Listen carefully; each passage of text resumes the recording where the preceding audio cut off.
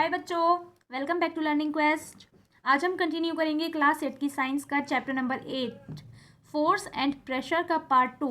Part 1 complete हो गया है, पार्ट 2 आज कंटिन्यू करेंगे जी। पार्ट 2 का फर्स्ट टॉपिक है force can change the shape of an object. जो फोर्स होता है वो किसी भी ऑब्जेक्ट का शेप चेंज कर सकता है। क्या कर सकता है? शेप चेंज कर सकता है।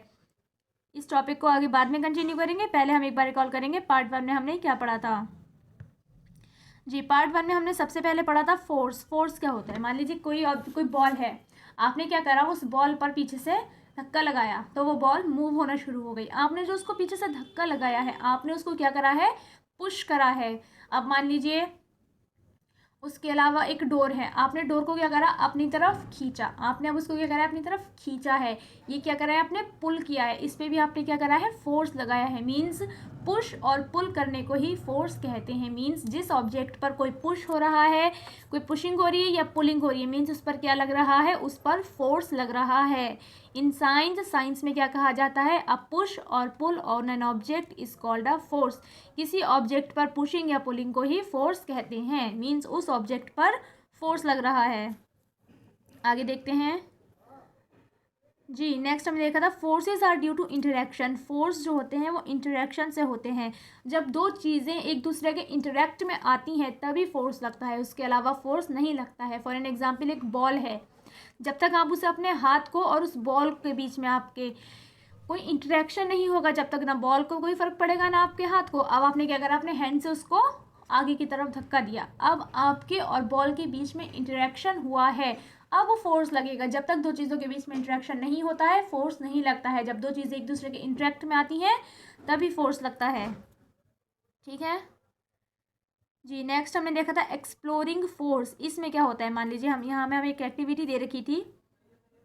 फॉर एन एग्जाम्पल, ये एक बहुत बड़ा सा बॉक्स है और आप इसको पुश कर रहे हैं, धक्का दे रहे हैं। अब आपका एक फ्रेंड आया, वो भी जिधर आप खड़े हैं आपके पास खड़े होकर उस बॉक्स को पुश करने लगा। अब वो जो बॉक्स है उस पर कितना फोर्स लगेगा? आप जितना फोर्स लगा रहे हो वो प्लस जो आपका फ्रेंड फोर्स लगा रहा है, वो दोनों फोर्स को प्लस करेंगे, इतना फोर्स उस बॉक्स पर लगेगा। मीन्स जब सेम डायरेक्शन से फोर्स लगते हैं तो फोर्स ऐड हो जाते हैं। ठीक है, अब नेक्स्ट सिचुएशन में देखिए, आप इधर से फोर्स लगा रहे थे, नेक्स्ट सिचुएशन में आप इधर से फोर्स लगा रहे थे, आपके फ्रेंड ने आकर दूसरे अपोजिट साइड से फोर्स लगाना शुरू कर दिया। अब बॉक्स किधर मूव करेगा? अब कौन ज़्यादा फोर्स लगा रहा है? अब मान लीजिए आप ज़्यादा फोर्स लगा रहे हो अपने फ्रेंड से, तो उस बॉक्स पर कितना फोर्स लगेगा? आप जितना फोर्स लगा रहे हो उस फोर्स में से पहले आपके फ्रेंड जितना फोर्स लगा रहा है वो माइनस करना पड़ेगा। फिर जो एक्स्ट्रा फोर्स बचा है आप दोनों की फोर्स का डिफरेंस, वही फोर्स है जो कि उस बॉक्स पर लगेगा। मीन्स जब अपोजिट साइड से फोर्स लगता है तो क्या होता है?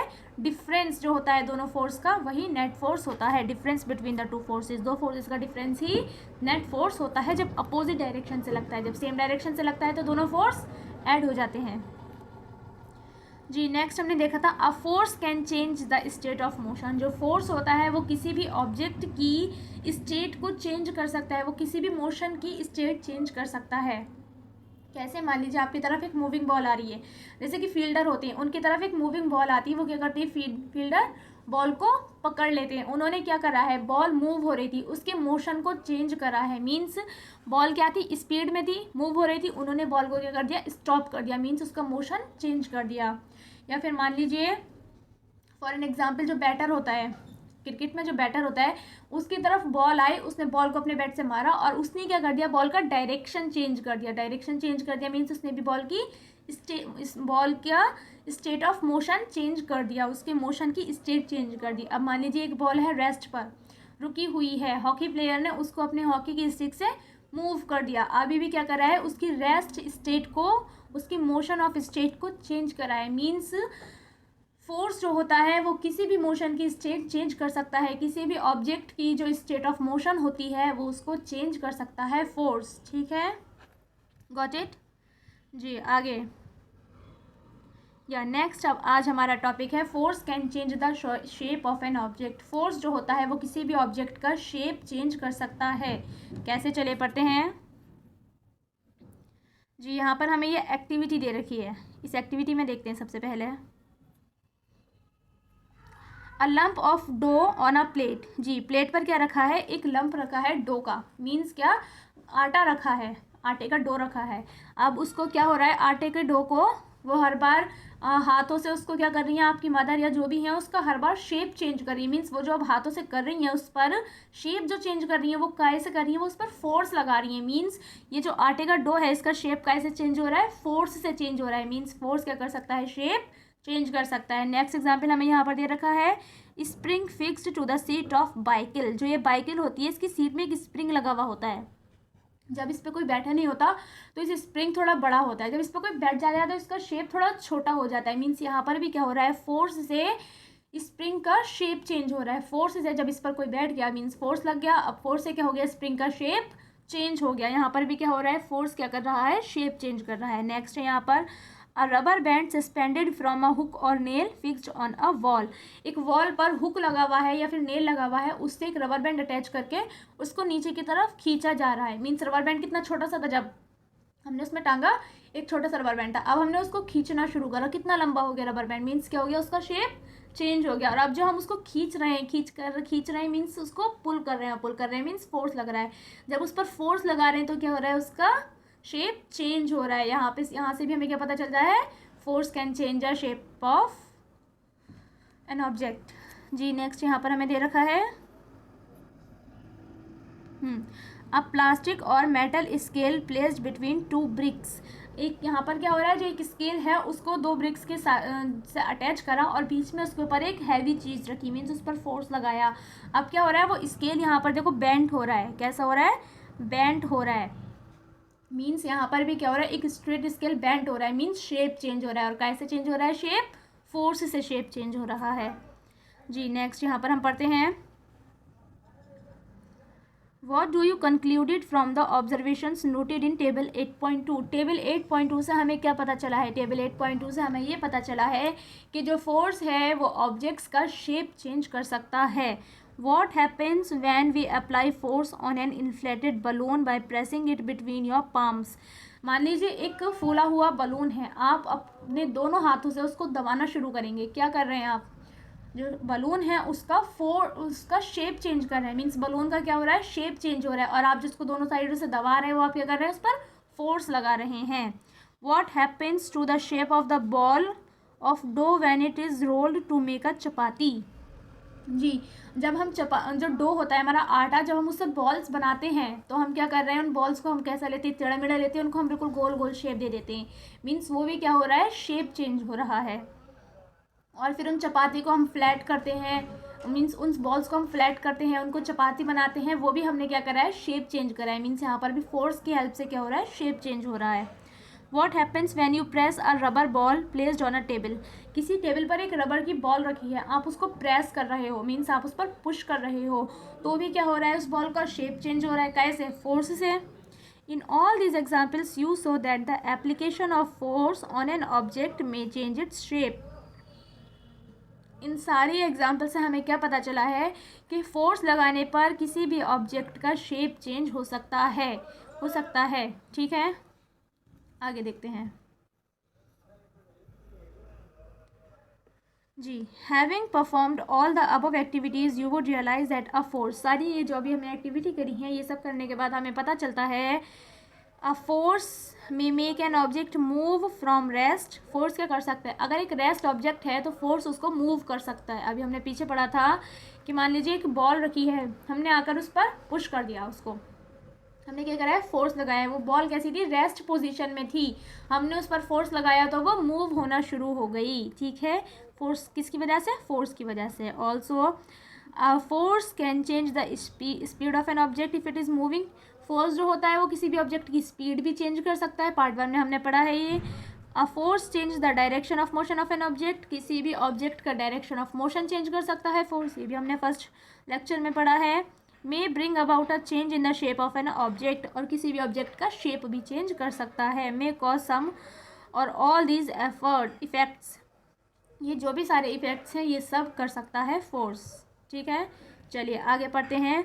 While a force may cause one or more of these effects, it is important to remember that none of these actions can takes place without the action of force.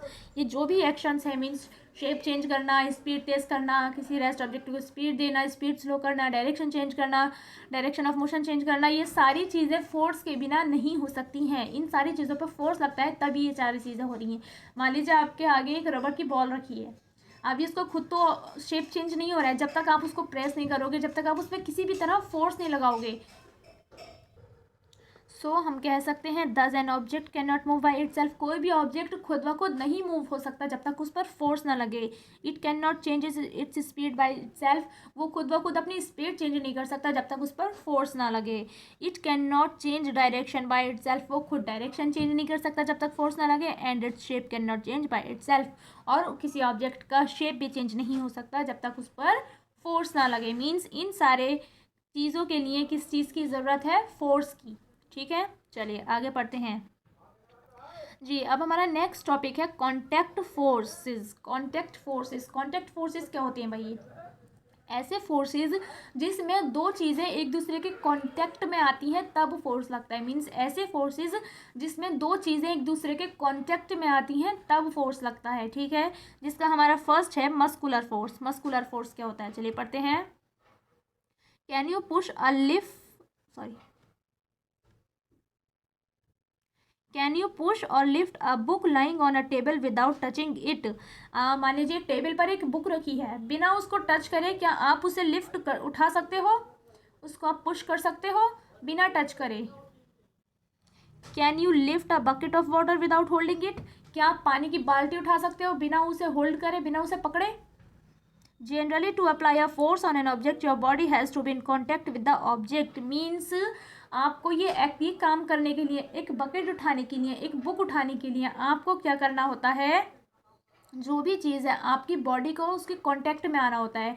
Means आप अपने hand से book को पकड़ोगे, means आपकी body क्या हुई है? उस book के कांटेक्ट में आई है, तभी आप उस बुक को उठा पाओगे। वो जो बकेट है, आपकी बॉडी और वो बकेट कांटेक्ट में आएंगी। मीन्स आप अपने हैंड से उस बकेट को पकड़ोगे तभी आप उस बकेट को उठा पाओगे। मीन्स यहाँ पर क्या हो रहा है? जो आपकी बॉडी है वो दूसरे ऑब्जेक्ट के कांटेक्ट में आ रही है तब फोर्स लग रहा है। जब तक आपकी बॉडी दूसरे ऑब्जेक्ट के कांटेक्ट में नहीं आएगी फोर्स नहीं लगेगा। मीन्स जब तक आप अपने हैंड से बुक को पकड़ोगे नहीं, जब तक उसको टच नहीं करोगे, जब तक फोर्स नहीं लगेगा। जब आप उसको पकड़ लोगे, मीन्स अब आपकी जो बॉडी है, मीन्स आपका जो हैंड है, आपका जो बॉडी पार्ट है हैंड और जो वो बुक है, ये दोनों चीज़ें क्या हुई हैं? कांटेक्ट में आई हैं, अब उस पर फोर्स लगेगा। जब तक कांटेक्ट में नहीं थी फोर्स नहीं लग रहा था, आपकी बॉडी और बुक के बीच में फोर्स नहीं लग रहा था। द कॉन्टेक्ट में ऑल्सो बी विद द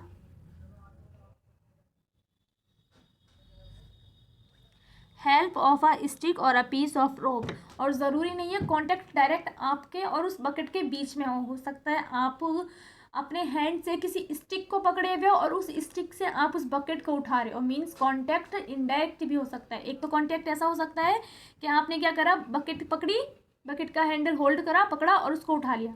दूसरा तरीका है आपने बकेट में रस्सी बांध दी और उस रस्सी को आपने पकड़ लिया, पर अभी भी कांटेक्ट में आना ज़रूरी है। जब तक आप उस रस्सी को बकेट से नहीं बांधोगे और दूसरी तरफ से खुद नहीं पकड़ोगे, जब तक बकेट पे फोर्स नहीं लगेगा। मीन्स आपको अपनी बॉडी को उसके कांटेक्ट में लाना ज़रूरी है, तभी फोर्स लगेगा। When we push an object like a school bag or a lift of a bucket of water, where does the force come from? जी, जब हम अपना स्कूल का बैग उठाते हैं या फिर हम एक पानी की बकेट को उठाते हैं तो वो फोर्स आता कहाँ से है? जी, कहाँ से आता है? The force is caused by the action of muscles in our body. वो फोर्स कहाँ से आता है? हमारे मसल्स से आता है। कहाँ से आता है? हमारे मसल्स में एक्शन होता है जिसकी वजह से वो फोर्स आता है। ठीक है, the force resulting due to the action of muscles, ऐसा फोर्स जो हमारे मसल के एक्शन की वजह से होता है, is known as muscular force. उस फोर्स को कहते हैं मस्कुलर फोर्स। मान लीजिए एक बॉल है, आपको उस बॉल को उठाना है, मीन्स आपके जो मसल्स हैं उसमें उन्होंने एक्शन करा।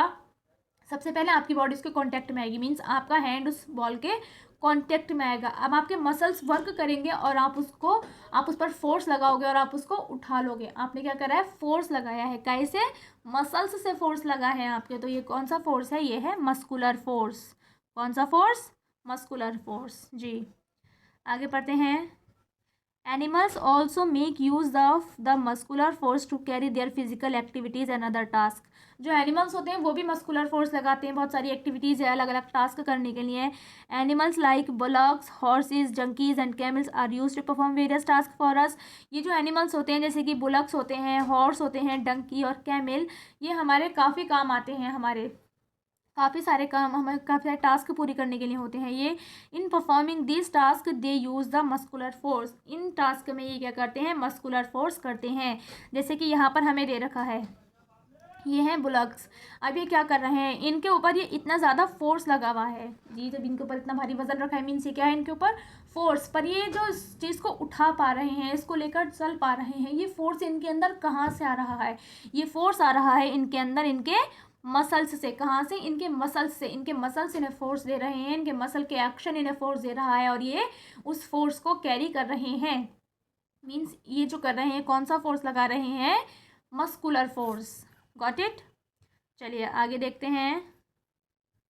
Since muscular force can be applied only when it is contact with an object. और जो मस्कुलर फोर्स होता है वो कौन सा फोर्स होता है, contact force. Means muscular force जब ही लगेगा जब कॉन्टैक्ट होएगा। मीन्स जो बुक रखी है, जब तक आपका हैंड और बुक के बीच में कॉन्टैक्ट नहीं होगा, मस्कुलर फोर्स तभी काम करेगा। जब आप बुक को पकड़ेंगे तभी तो वो फोर्स लगा कर उठाएगा। जब आप बुक को पकड़ेंगे ही नहीं तो बुक पर फोर्स ही नहीं लगेगा। कब लगेगा, जब कॉन्टैक्ट होगा। जब कॉन्टैक्ट होएगा तब आपके मसल फोर्स लगाएंगे और आप बुक उठा पाएंगे। Got it. It is also called as contact force. Muscular force को कॉन्टैक्ट फोर्स भी कहते हैं जी, ऑब्वियसली। और कॉन्टैक्ट फोर्स के अंडर ही पढ़ रहे हैं हम इसको। Are there other types of contact force, let us find out. क्या और भी कुछ कॉन्टैक्ट फोर्स होते हैं मस्कुलर फोर्स के अलावा? जी चलिए देखते हैं और कौन से होते हैं कॉन्टैक्ट फोर्स। जी नेक्स्ट है हमारा फ्रिक्शन। फ्रिक्शन भी क्या है, एक कॉन्टैक्ट फोर्स। कॉन्टैक्ट फोर्स का एक बार फिर से रिवाइज करिए। कॉन्टैक्ट फोर्स क्या, जब दो चीज़ें एक दूसरे के कॉन्टैक्ट में आती हैं, जब दो चीज़ें एक दूसरे से टच में आती हैं एक दूसरे के, तभी फोर्स लगता है। मीन्स फ्रिक्शन फोर्स में भी क्या होता है, दो चीज़ें एक दूसरे के कॉन्टैक्ट में आती हैं, मीन्स दो चीज़ें एक दूसरे के टच में आती हैं तभी फ्रिक्शन फोर्स लगेगा। चलिए देखते हैं क्या होता है भाई friction. Recall some of your experiences. A ball rolling on a ground gradually slows down and finally comes to rest. मान लीजिए एक बॉल है, वो ग्राउंड पर रोल हो रही है, चल रही है, वो खुद ब खुद उसकी स्पीड स्लो होती जाएगी होती जाएगी होती जाएगी और वो बॉल क्या हो जाएगी, एक टाइम पे जाके स्टॉप हो जाएगी। भाई क्यों स्टॉप हो गई है ये ball? When we stop pedalling a bicycle, अगर हम बाइकिल के पैडल चलाना रुक जाएं, it gradually slows down and finally comes to stop. क्या हो जाएगा, साइकिल भी खुद ब खुद स्लो होती जाएगी और फिर स्टॉप हो जाएगी। ये सब कैसे हो रहा है? A car or a scooter also comes to rest once is engine is switched off. अगर हम कार का या स्कूटर का अपना इंजन ऑफ कर दें, मान लीजिए हम स्कूटर चला रहे हैं, हमने क्या कर दिया, उसको बंद कर दिया, अब वो खुद ब खुद स्लो होता जाएगा, स्लो होते होते जाकर एक पॉइंट पे जाकर रुक जाएगा। या कार है तो वो भी क्या हो जाएगी, स्लो होती जाएगी और जाते जाते रुक जाएगी। Similarly a boat comes to rest if we stop rowing it. अब जो बोट है उसके हम वो चला रहे हैं, जिससे बोट चलती है, हम उसको रो कर रहे हैं आगे की तरफ, अगर हम वो करना स्टॉप कर दें तो क्या होगा, बोट भी जाकर एक पॉइंट पे जाकर स्लो होती जाएगी फिर जाकर रुक जाएगी। In all these situations no force appear to be acting on an object. जी अभी हमने बताया था, जब हमने पार्ट 1 में पढ़ा था कि मान लीजिए एक मूविंग बॉल हमारी तरफ आ रही है, हमने उसको रोक दिया। हमने उसको कैसे रोका, हमने उसको पकड़ लिया, हमने उसको क्या करा, फोर्स लगाया उस पर, वो बॉल रुक गई। पर इन सिचुएशंस में तो हमें दिख रहा है कि कोई फोर्स ही नहीं लग रहा है। एक बॉल मूव हो रही है, वो खुद ब खुद रुक गई। साइकिल के पैडल स्टॉप हुए, खुद रुक गई। बोट की रोइंग स्टॉप हुई, बोट खुद रुक गई। इन पर तो कोई फोर्स हमें लगता हुआ नहीं दिख रहा है, फिर ये कैसे रुक रही हैं चीज़ें बिना फोर्स के? देखते हैं। Yet their speed gradually decrease and they come to rest after some time. उनकी स्पीड स्लो हो रही है और वो रुक रुक जा रही हैं। What cause a change in their state of motion. उनकी स्टेट ऑफ मोशन को कौन बदल रहा है भाई? हम तो कोई फोर्स नहीं लगा रहे, जब तक हम साइकिल के पैडल चला रहे थे, साइकिल हम उस पर फोर्स लगा रहे थे, साइकिल हमारी मूव हो रही थी। अब हमने साइकिल के पैडल रोक दिए, अब रोक दिए तो साइकिल तो मूव है, वो मूव ही रहनी चाहिए जब तक उस पर कोई फोर्स नहीं, जब तक उसको आगे से कोई रोके नहीं, वो तो चलती रहनी चाहिए। क्यों वो खुद ब खुद उसकी स्पीड स्लो हो गई और वो क्यों वो आकर रुक रुक जा रही है, क्यों? Could some force be acting on them. क्या उन पर कोई फोर्स काम कर रहा है जो कि हमें नजर नहीं आ रहा है? Can you guess the direction in which the force must be acting in each case. और हर केस में किधर की तरफ काम कर रहा है फोर्स? चलिए आगे देखेंगे। The force responsible for the changing of the state of motion of an object in all these examples are the force of friction. कौन सा फोर्स काम कर रहा है इन पर? Force of friction. जो चीज़ें खुद ब खुद रेस्ट पर आ रही हैं, खुद ब खुद चलने से स्टॉप हो जा रही हैं, इन सारी चीज़ों पर कौन सा फोर्स काम कर रहा है? Force of friction. It is the force of friction between the surface of the ball and the ground. जी, कहाँ पर लगता है ये फ्रिक्शन? मान लीजिए बॉल थी, मूव हो रही थी, खुद ब खुद ही स्लो होती गई और जाकर स्टॉप हो गई, ऐसे ही हुआ है। कौन सा फोर्स लगा है इस पर? Force of friction. कहाँ से लगा है ये फोर्स ऑफ फ्रिक्शन? हमें तो नजर नहीं आया कहाँ से लगा है। जिस ग्राउंड पर ये बॉल मूव हो रही है उस ग्राउंड के और बॉल के बीच में ये फोर्स लगा है। जो ग्राउंड है, जो ज़मीन है, उस ज़मीन के और बॉल के बीच में ये फोर्स लगा है और बॉल मूव होते होते स्टॉप हो गई। सिमिलरली जो साइकिल है, जब उसके पैडल रोक दिए तो जो साइकिल के जो टायर्स होते हैं उन टायर्स के और ज़मीन मीन्स ग्राउंड के बीच में फोर्स लगा है, जिसकी वजह से साइकिल के टायर क्या होते हैं? स्लो होते गए और फिर स्टॉप हो गए। That begins the moving ball to rest, जिसकी वजह से एक मूविंग बॉल स्टॉप हो गई। Similarly friction between water and the boat. ऐसे ही जब बोट को हमने रो करना स्टॉप कर दिया तो बोट भी क्या होती गई? पानी में स्लो होती गई और जाकर स्टॉप हो गई। क्यों? अब कहाँ लग रहा है? अब तो ग्राउंड भी नहीं है, अब कहाँ लग रहा है भाई फोर्स? चलो बॉल और साइकिल के केस में समझ में आया, ग्राउंड और टायर, ग्राउंड और बॉल के बीच में फोर्स लग रहा था। अब बोट के नीचे तो ग्राउंड नहीं है, ज़मीन नहीं है, अब कहाँ लग रहा है फोर्स? अब लग रहा है फोर्स ऑफ फ्रिक्शन। कहाँ? वाटर के सरफेस और बोट के बीच में। कहाँ? वाटर और बोट के बीच में लग रहा है force of friction. Got it? जी, आगे देखते हैं।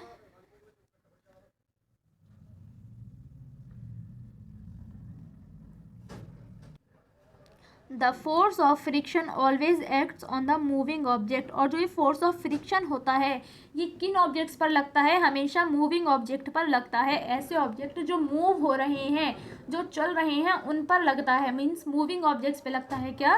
Friction force. And its direction is always opposite to the direction of motion. और इसका डायरेक्शन क्या होता है? हमेशा अपोजिट डायरेक्शन में होता है। मीन्स हमारी बॉल, जैसे कि हमारी बॉल है, ये है ग्राउंड, इस ग्राउंड पर हमने यहाँ से पुश लगाया था, बॉल मूव हो रही थी, होते होते हमने पुश लगाकर छोड़ दिया बॉल को। अभी चलती गई चलती गई चलती गई, यहाँ कर इसकी स्पीड स्लो हो गई, ठीक है, और फिर चलती गई यहाँ पर आकर ये बॉल स्टॉप हो गई। मीन से इधर की तरफ चल रही थी, इसका मोशन डायरेक्शन किधर था? इधर। तो ये जो ज़मीन है इस, ये क्या लगा रही थी? इस पर फोर्स ऑफ फ्रिक्शन लगा रही थी। अब ये फोर्स ऑफ फ्रिक्शन किधर लगा रही थी? ये लगा रही थी अपोजिट डायरेक्शन में। बॉल चल रही थी इधर, फोर्स ऑफ फ्रिक्शन लग रहा था अपोजिट डायरेक्शन में। Got it? Force of friction हमेशा कहाँ लगता है? अपोजिट डायरेक्शन में। मीन्स बॉल इधर से आ रही है, फ्रिक्शन इधर से लग रहा है, इसीलिए बॉल चलती चलती क्या हो गई? स्टॉप हो गई। Got it? चलिए आगे देखते हैं। Since the force of friction arises due to the contact between surfaces. और जो फोर्स ऑफ फ्रिक्शन होता है ये तभी होता है जब कॉन्टैक्ट होता है बीच में। मान लीजिए बॉल ज़मीन पे टच ही नहीं हुई होती बॉल, तो फोर्स ऑफ फ्रिक्शन कैसे लगता? तभी लगता है जब बॉल ग्राउंड के सरफेस के कांटेक्ट में आएगी। जब ये ग्राउंड का सरफेस है, जब इस पर बॉल होगी, इन दोनों के बीच में ये कांटेक्ट होगा, मीन्स दोनों एक दूसरे से टच होंगी, तभी ये फोर्स लगेगा। ठीक है, मान लीजिए बॉल ग्राउंड जो थोड़ी ऊपर है तब तक फ्रिक्शन ऑफ फोर्स नहीं लगेगा। मान लीजिए यहाँ से हमने बॉल को फेंका और यहाँ पर ग्राउंड पर आकर बॉल गिर गई, ये रही। जब तक बॉल ऊपर थी, यहाँ पर ऊपर थी, तब तक फोर्स ऑफ फ्रिक्शन नहीं लग रहा था। क्यों? क्योंकि बॉल और ग्राउंड के बीच में कांटेक्ट नहीं था। क्या नहीं था? कांटेक्ट नहीं था। अब यहाँ आकर बॉल और ग्राउंड के बीच में कांटेक्ट है, तो अब लगेगा फोर्स ऑफ फ्रिक्शन। कब? जब कांटेक्ट होगा। Means force of friction, means friction भी क्या है? एक कांटेक्ट फोर्स है। कौन सा फोर्स है? ये भी एक, it is also an example of contact force. ठीक है, you will learn more about this force in chapter 9। और इसके बारे में आप फर्दर हम कब पढ़ेंगे? चैप्टर 9 में पढ़ेंगे। You may be wondering whether it is essential for the agent applying a force on an object to be always in contact with. Let us find out. जी, अब हमारा नेक्स्ट है नॉन कॉन्टैक्ट फोर्सेस। ऐसे forces जिसमें दो object contact में ही नहीं आते फिर भी फोर्स लग जाता है। ये कैसा होता है भाई? ये कौन सा जादू है? मतलब जब तक, जैसे जब हम अपने हाथ से बुक उठाएंगे, जब हमारे हाथ और बुक के बीच में टच हुआ, कांटेक्ट हुआ, तभी तो बुक उठेगी, तभी तो हम उस पर फोर्स लगा पाएंगे। ये कौन सा फोर्स है भाई? जिसमें कांटेक्ट ही नहीं, कांटेक्ट ज़रूरी नहीं होता, नॉन कांटेक्ट फोर्स होते हैं भाई ये, जिनमें बिना कांटेक्ट के ही फोर्स लग जाता है। दो चीज़ें एक दूसरे के टच में नहीं आती फिर भी फोर्स लग जाता है। ये कैसे होता है भाई? चलिए देखते हैं। सबसे पहला है इसमें मैग्नेटिक फोर्स। फर्स्ट कौन सा पढ़ेंगे हम इसमें? पढ़ेंगे फर्स्ट मैग्नेटिक फोर्स। चलिए पढ़ते हैं इसके बारे में। मैग्नेटिक फोर्स ऐसा फोर्स जिसमें कांटेक्ट की ज़रूरत नहीं होती, मीन्स नॉन कांटेक्ट फोर्स, बिना कांटेक्ट के ही फोर्स लगता है। Take a pair of bar magnets. हम क्या लेंगे? 2 बार मैग्नेट्स लेंगे। कैसी होती हैं बार मैग्नेट्स? यहाँ पर देख लेते हैं जी, ये रही, एक ये रही बार मैग्नेट और दूसरी बार मैग्नेट रही ये। चलिए देखते हैं, हमने ले ली 2 bar magnets. Place the longer side of the one of them magnet over the 3 round shape pencils or wooden rollers as shown in the figure 8.10। हम क्या करेंगे? 3 पेंसिल्स लेंगे। ये हमने देखो यहाँ पर 3 पेंसिल्स ली हैं और इन 3 पेंसिल्स के ऊपर हमने अपनी मैग्नेट को रख दिया। क्या कर दिया? इन 3 पेंसिल्स के ऊपर हमने अपनी मैग्नेट को रख दिया। अब आगे क्या करेंगे? Now bring one end of the other magnet near the end of the magnet placed on the roller. जी, अब क्या करेंगे? अब दूसरी मैग्नेट को लेकर आएंगे। हम दूसरी मैग्नेट को कहाँ लेकर आएंगे? इस दूसरी मैग्नेट के ये वाले एंड को, जो पहले वाली मैग्नेट हमने पेंसिल्स पर रखी थी उसके पास लेकर आएंगे। बिल्कुल टच कॉन्टैक्ट नहीं करेंगे दोनों के बीच में, बिल्कुल पास चिपकाएंगे नहीं, दोनों को टच नहीं करेंगे, सिर्फ उसके पास लेकर आएंगे। अब क्या होगा? हम उसके पास लेकर आएंगे।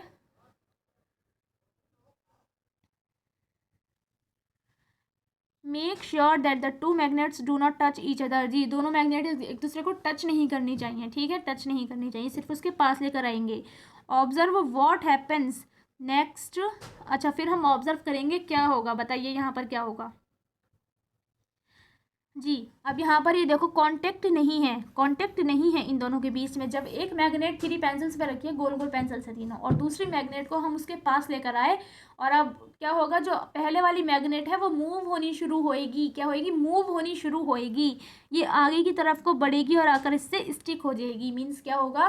कांटेक्ट नहीं हुआ था जब तक, जब भी क्या कर रही थी ये जो मैग्नेट थी ये मूव होने लगी थी, मीन्स फोर्स लगने लगा था इस पर। बिना कांटेक्ट के फोर्स लग रहा था, बिना कांटेक्ट के फोर्स लग रहा था मैग्नेट पर। क्या लग रहा था? बिना कांटेक्ट के फोर्स। इसीलिए इसको मैग्नेटिक फोर्स को नॉन कांटेक्ट फोर्स कहते हैं। ठीक है, आगे देखते हैं।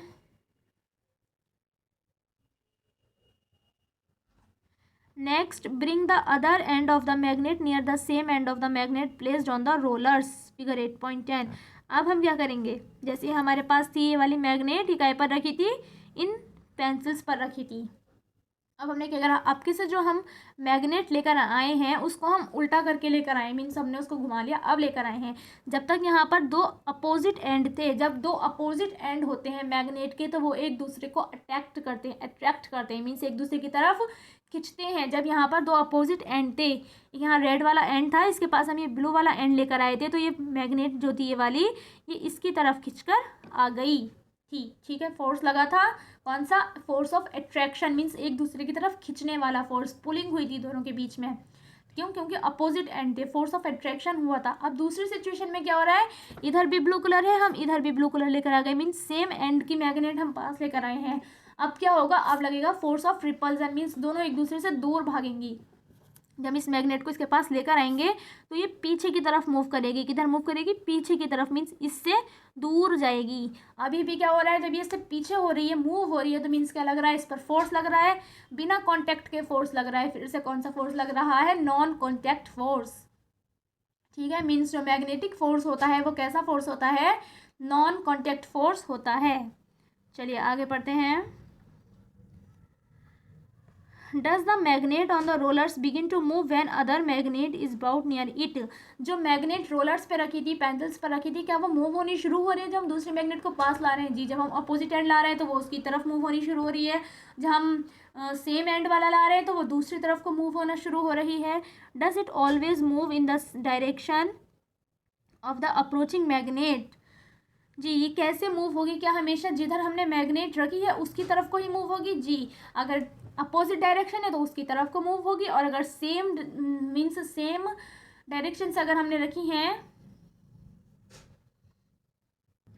जी, जब हम अपोजिट साइड से दोनों मैग्नेट्स को रखेंगे, मीन्स दोनों के अपोजिट साइड से हम एक दूसरे के सामने रखेंगे, तो दोनों के, तो वो मैग्नेट जो है इधर मूव होंगी, एक दूसरे की तरफ मूव होंगी। ठीक है, और जब हम सेम साइड रख देंगे तो क्या होगा? दोनों एक दूसरे से दूर मूव होंगी, मीन्स दोनों एक दूसरे से फार होंगी, फोर्स ऑफ रिपल्सन लगेगा। What do these observation suggest? Does it mean that some force must be acting between the two magnets? जी, इनके बीच में फोर्स लग रहा है तभी तो मूव हो रही है, वरना फोर्स के बिना तो कोई चीज़ मूव होती नहीं है. You have learn in class 6th that like poles of two magnets repel each other and unlike poles attract each other. जी, जो मैग्नेट के दो सेम पोल होते हैं, मान लीजिए यहाँ पर, इस जगह पर, यहाँ पर मैग्नेट के दो सेम पोल्स थे, इसीलिए क्या हो रहा था, सेम पोल्स होते हैं तो वो एक दूसरे को रिपेल करते हैं, मीन्स एक दूसरे को धक्का देते हैं. जब ये हम ब्लू वाले पोल की ही इधर लेकर आए तो ये क्या हो गई, इससे रिपेल हो गई और ये उधर मूव होने लगी. ठीक है, और हम इसको इधर लेकर आए थे, ये भी इधर मूव होने लगी. मीन्स जब दो सेम पोल होते हैं तो वो एक दूसरे को रिपेल करते हैं, और जब अपोजिट पोल होते हैं तो वो एक दूसरे को अट्रैक्ट करते हैं. ठीक है, चलिए आगे देखते हैं.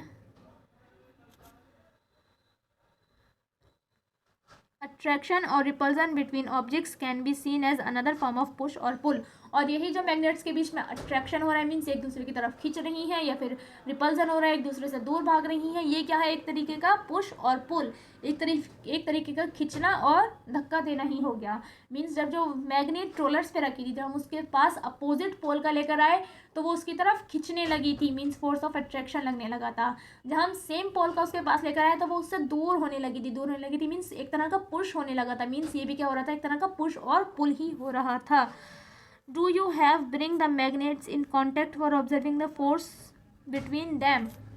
जी, हमने क्या करा था, उनके बीच का फोर्स देखने के लिए हम मैग्नेट को एक दूसरे के पास लाए थे, पर हम उन दोनों को कांटेक्ट में नहीं लाए थे. हम ये कहाँ रखा था, हमने दोनों मैग्नेट्स को एक दूसरे से दूर रखा था. अब magnet can exert a force on and another magnet without being in contact. जी, जो मैग्नेट होती हैं वो दूसरी मैग्नेट पर फोर्स बिना कॉन्टैक्ट के ही लगा सकती हैं. ज़रूरी नहीं है हम दो मैग्नेट को एक दूसरे से टच करें तभी फोर्स लगेगा. वो जो मैग्नेट्स होती हैं वो एक दूसरे पर दूर से भी फोर्स लगाती हैं. मीन्स ये कैसा फोर्स होता है, non contact force. Means magnet जो होती हैं वो कौन सा फोर्स लगाती हैं, नॉन कॉन्टैक्ट फोर्स लगाती हैं. Got it. चलिए आगे देखते हैं. Similarly the force exerted by a magnet on a piece of iron is also non contact force. जो मैग्नेट होती है वो किसी आयरन के पीस पर जो फोर्स लगाती है वो भी कैसा फोर्स होता है, नॉन कॉन्टैक्ट फोर्स होता है. जी, नॉन कॉन्टैक्ट फोर्स का दूसरा हम पढ़ने जा रहे हैं इलेक्ट्रोस्टैटिक फोर्स. एक और टाइप का नॉन कॉन्टैक्ट फोर्स होता है जिसको क्या कहते हैं, इलेक्ट्रोस्टैटिक फोर्स. ये कौन सा फोर्स होता है भाई, चलिए पढ़ते हैं. Take a plastic straw and cut it into nearly 2 equal pieces. हमने क्या करी, एक प्लास्टिक की स्ट्रॉ ली और उसको 2 पार्ट्स में कट कर लिया. Suspended one of the piece from the edge of a table with the help of a piece of thread. Figure 8.11 में हमें दे रखा है. जी, फर्स्ट वाली जो ये एक स्ट्रॉ थी हमारे पास, हमने इसको 2 इक्वल पार्ट्स में कट करा. उनमें से एक पार्ट को हमने क्या करा, यहाँ पर हमने टेप से थ्रेड को अटैच करा और उस थ्रेड में हमने एक रॉ को पाइंड कर दिया. मीन्स हमने उसको हैंग कर दिया, लटका दिया एक स्ट्रॉ को. अब आगे क्या होगा, now hold the other piece of straw in your hand. और जो दूसरा पीस था स्ट्रॉ का उसको आप अपने हाथ में रखिए. एंड रब it's free and with a sheet of paper. और उसका जो एक एंड है, एक आपने उसको पकड़ रखा है, एक साइड से आपने उसको पकड़ रखा है, दूसरा जो उसका फ्री एंड है आप उसको एक पेपर पर रब करिए. एक पेपर लीजिए और उस पर रब करना शुरू कीजिए. क्या होगा, bring the rubbed and of the straw near the suspended straw. अब हम क्या करेंगे, जो हमने उसको रब करा है उस रब किए हुए एंड को हम कहाँ लेकर आएंगे, जो लटकी हुई जो सस्पेंडेड वाली स्ट्रॉ थी उसके पास लेकर आएंगे. हमने क्या करा, एक बार फिर से समझिए. एक स्ट्रॉ थी, हमने उसको 2 पार्ट्स में कट करा. एक स्ट्रॉ को हमने क्या कर दिया, एक टेबल पे लटका दिया. दूसरे स्ट्रॉ को हमने उसे पकड़ा और जो उसका फ्री वाला एंड था उसको हमने एक पेपर पे रब करा. पेपर पे रब करके जो लटकी हुई वाली स्ट्रॉ थी हम उसके पास लेकर आए. अब क्या होगा, make sure that the 2 pieces do not touch each other. इतनी पास लाना है कि वो दोनों एक दूसरे को टच नहीं करने चाहिए, कॉन्टैक्ट में नहीं आने चाहिए, सिर्फ उससे दूरी रखना है, बस उसके पास लेकर आना है. ठीक है, व्हाट डू यू ऑब्जर्व, क्या ऑब्जर्व करेंगे हम, क्या होगा देखते हैं. Next, rub the free end of the suspended piece of the straw. अब यहाँ पर क्या होगा, अभी हम आगे पढ़ेंगे. ठीक है, अब हम दूसरी सिचुएशन देखते हैं. दूसरी सिचुएशन में हम क्या करेंगे, next, rub the free end of the suspended piece of straw with the sheet of paper. आपके हम क्या करेंगे, जो सस्पेंडेड वाली स्ट्रॉ थी, जो लटकी हुई वाली स्ट्रॉ थी, उसका जो एंड है लटका हुआ वाला उसको हम एक पीस पे रब करेंगे, पेपर के पीस पे रब करेंगे. Again, bring the piece of straw that was rubbed earlier with the paper near the free end of the suspended straw. What do you observe. अब जो हमने पहले दूसरी वाली जो स्ट्रॉ रब की थी और अब हमने ये वाली भी स्ट्रॉ पेपर पे रब कर ली। अब हम इन दोनों को पास लेकर आएंगे, कॉन्टेक्ट नहीं करेंगे, सिर्फ पास लेकर आएंगे। चलिए देखते हैं इन दोनों सिचुएशंस में क्या हुआ। A straw is said to have acquired electrostatic charge after it has been rubbed with a sheet of paper। जी, जब हमने स्ट्रॉ को एक पेपर की शीट पे रब करा तो उसके ऊपर एक तरह का चार्ज आ गया था। क्या आ गया था उस पर? एक तरह का चार्ज। कौन सा चार्ज? Electrostatic charge. मीन्स जब हमने एक स्ट्रॉ के एंड को पेपर पे रब करा, पेपर पे रब करने से उसके ऊपर क्या आ गया था? एक इलेक्ट्रोस्टैटिक चार्ज आ गया था।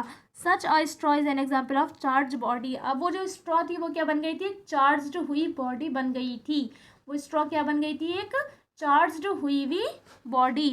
The force exerted by the charged body on an another uncharged or uncharged body is known as electrostatic force।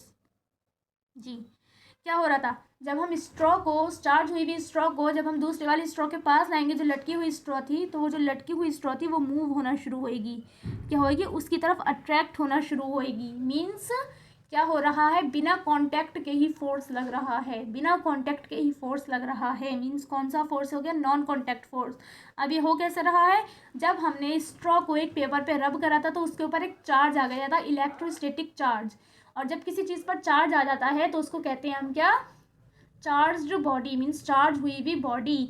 और जब एक चार्ज्ड बॉडी को एक दूसरी बॉडी के पास लेकर जाते हैं, चाहे वो दूसरी बॉडी चार्ज हुई हुई है या नहीं हुई हुई है, वो क्या करती है? उसको उसके ऊपर फोर्स लगाती है। मीन्स चार्ज बॉडी एक चार्ज या बिना चार्ज हुई हुई बॉडी पर फोर्स लगाती है। मीन्स ये जो हमारी चार्ज हुई हुई वाली स्ट्रॉ थी, इसने क्या करा? इस पर हैंग वाली स्ट्रॉ पर फोर्स लगाया और क्या हो गया? इसमें मूवमेंट हो गया, ये इसकी तरफ अट्रैक्ट होने लगी। मीन्स बिना कॉन्टैक्ट के ही। ठीक है। This force comes in to play even when the bodies are not in contact. ये फोर्स तब भी लग सकता है जब बॉडीज एक दूसरे के बिल्कुल कॉन्टैक्ट में नहीं आए, जैसे कि अभी ऊपर वाली सिचुएशन में नहीं आई थी। The electrostatic force therefore is another example of a non contact force. जी, जो इलेक्ट्रोस्टैटिक फोर्स है ये भी एक तरह का नॉन कॉन्टैक्ट फोर्स है। You will learn more about electrostatic charge in chapter 12। Chapter 12 में पढ़ेंगे आप इसके बारे में फर्दर। चलिए थर्ड पढ़ते हैं हम अपना gravitational force.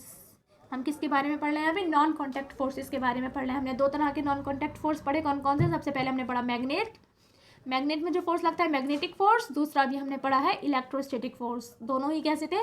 Non contact force, बिना कॉन्टैक्ट के फोर्स लग रहा था। अभी एक तरह का फोर्स और है नॉन कॉन्टैक्ट फोर्स। वो कौन सा है? ये है ग्रेविटेशनल फोर्स। कौन सा? Gravitational force. ग्रेविटेशनल फोर्स में भी कांटेक्ट नहीं होता है, फिर भी फोर्स लगता है। चलिए पढ़ते हैं इसके बारे में। कौन सा फोर्स होता है भाई?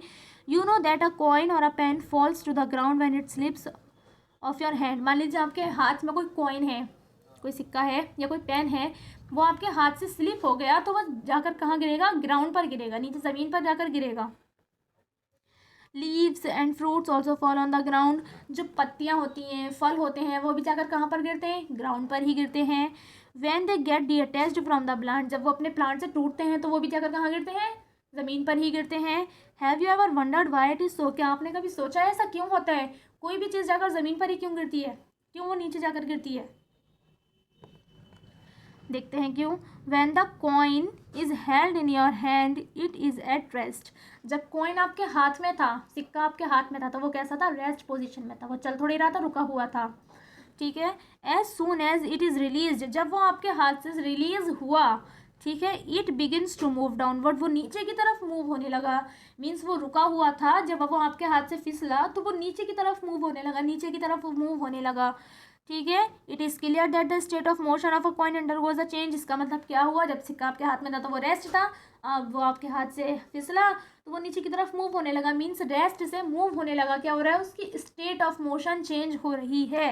Can this happen without a force acting on it? क्या किसी भी ऑब्जेक्ट की स्टेट ऑफ मोशन बिना फोर्स के चेंज हो सकती है? नहीं। अभी हमने पीछे पढ़ा था बिना फोर्स के किसी भी ऑब्जेक्ट की स्टेट ऑफ मोशन चेंज नहीं होती। किसी भी ऑब्जेक्ट की स्टेट ऑफ मोशन कब चेंज होती है? जब उस पर कोई फोर्स लगे। मीन्स जब कॉइन या पेन आपके हाथ में था तो वो रेस्ट पर था, अब वो उसको आपने छोड़ दिया तो वो नीचे की तरफ मूव होने लगा। मीन्स कोई कुछ ना कुछ तो फोर्स है जो उस पेन पर या उस कॉइन पर लग रहा है, जिसकी वजह से उसकी स्टेट ऑफ मोशन चेंज हो रही है। Which is this force? ये कौन सा फोर्स है जो लग रहा है? चलिए देखते हैं। ऑब्जेक्ट्स और थिंग्स, ऑब्जेक्ट्स और things fall towards the earth because it pools them. Object या फिर जो भी चीज़ें होती हैं वो अर्थ की तरफ क्यों फॉल होती हैं? क्योंकि जो अर्थ होती है, जो ज़मीन होती है, वो हर चीज़ को अपनी तरफ खींचती है। क्या करती है? हर चीज़ को अपनी तरफ खींचती है, मीन्स पुल करती है हर चीज़ को अपनी तरफ। This force is called force of gravity. इसी फोर्स को क्या कहते हैं? Force of gravity. मीन्स जो ज़मीन होती है, जो अर्थ होती है, यह हर चीज़ को अपनी तरफ खींचती है। अगर हम अपना पेन छोड़ेंगे तो ये पेन को अपनी तरफ खींच लेगी। मान लीजिए हम एक वॉल है, हम उस पे से जब हम उस पे से कूदेंगे तो हम ऊपर क्यों नहीं कूद रहे हैं, हम नीचे क्यों कूद रहे हैं? क्यों? क्योंकि हमें ज़मीन अपनी तरफ खींच रही है। मीन्स हर चीज़ को क्या होता है, जो अर्थ होती है वो हर चीज़ को अपनी तरफ खींचती है। और ये जो खींच रही है मीन्स क्या कर रही है? पुल कर रही है। और ये क्या है? एक फोर्स। इसी फोर्स को क्या कहते हैं? ऐसा फोर्स जो कि अर्थ लगाती है, हर चीज़ को अपनी तरफ पुल करती है, इसी फोर्स को क्या कहते हैं? इसी फोर्स को कहते हैं फोर्स ऑफ ग्रेविटी, और जस्ट ग्रेविटी, या तो फोर्स ऑफ ग्रेविटी या फिर सिर्फ ग्रेविटी। ठीक है। This is an attractive force. कैसा होता है? अट्रैक्टिव फोर्स मीन्स अपनी तरफ खींचता है, सिर्फ पुल करता है अपनी चीज़, अपनी तरफ हर चीज़ को। ये फोर्स ग्रेविटी जो होती है। The force of gravity acts on all objects. Her object पर काम करती है। जो भी ऑब्जेक्ट है, आपका पेन है, पेंसिल है, आप हो, जो भी चीज़ है, हर ऑब्जेक्ट पर ये क्या करती है? काम करती है। The force of gravity acts on all of us. हम सब पर भी फोर्स ऑफ ग्रेविटी लग रही है, तभी तो हम ज़मीन पर है। All the time without our being aware of it. हर वक्त हर चीज़ पर फोर्स ऑफ ग्रेविटी लगता है, जबकि हमें पता भी नहीं होता है। Water begins to flow towards the ground as soon as we open a tap. जब हम टंकी खोलते हैं तो पानी भी कहाँ करता है? नीचे की तरफ ही गिरता है। क्यों? क्योंकि उस पर भी क्या क्या हो रहा है? फोर्स लग रहा है, ज़मीन अपनी तरफ फोर्स लगा रही है। Water in the river flows downward due to the force of gravity. जो पानी होता है, जो वो होते हैं झरने जो होते हैं, उनमें भी पानी कहाँ की तरफ गिर रहा होता है? नीचे की तरफ गिर रहा होता है। क्यों? क्योंकि उस पानी पे भी क्या कर रही है? अर्थ ग्रेविटी लगा रही है। ठीक है जी। तो आज हमारा सेकंड लेक्चर यहीं पर फिनिश होता है। आई होप आप सबको अच्छे से समझ में आया होगा। अगर आप लोगों को कोई भी क्वेश्चन है तो आप मुझसे कमेंट सेक्शन में पूछ सकते हैं। एंड अगर अच्छे से समझ में आया है so please like the video and subscribe to my channel and don't forget to press the bell icon. Thank you.